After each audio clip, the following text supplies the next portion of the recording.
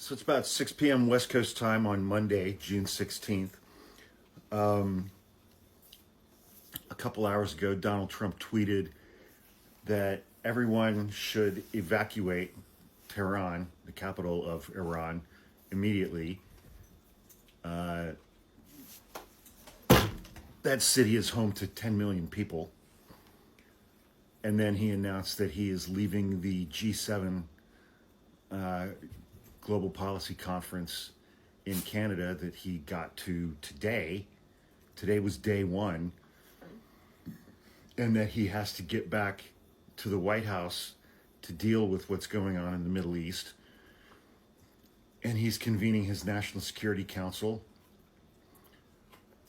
And there are multiple Republicans in the House and the Senate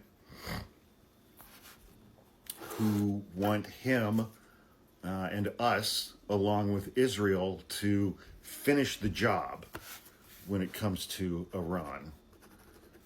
I have really mixed emotions about all of this.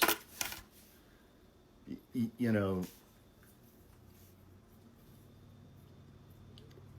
here's the irony of this. Iran is a theocratic autocracy. That's, yeah, they have a president. People get to vote on the president, but the president in Iran doesn't really have any power.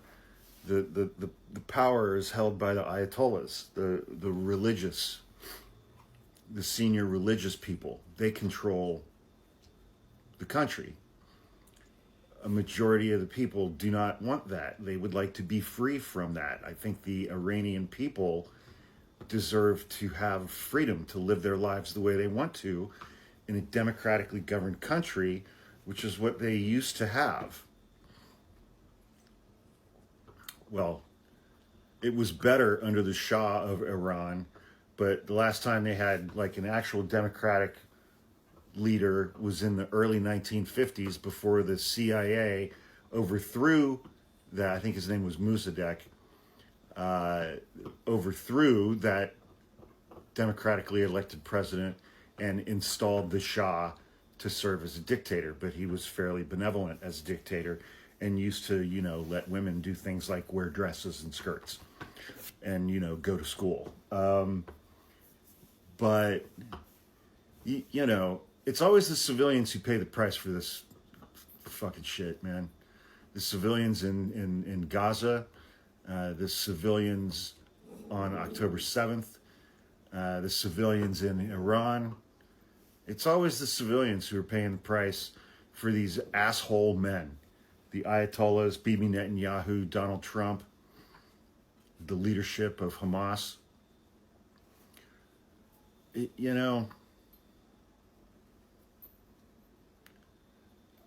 Donald Trump is leaving the G7. He tweeted that Tehran should evacuate immediately. He says he's going back to the White House to deal with this stuff. He's convening his National Security Council, and multiple Republicans want him to go to war with Iran alongside Israel.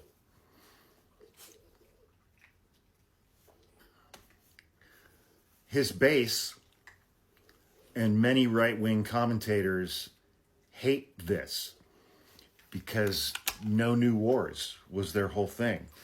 This is not our fight. Don't send young American soldiers, young men and young women, to go die in the Middle East over some other people's bullshit.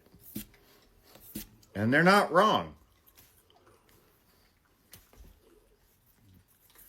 I don't know. I guess we'll see what happens when, we have a sundowning, dementia-riddled 79-year-old lunatic who no longer has control over his bowels or his bladder, deciding whether or not members of the United States military are going to go die in the Middle East.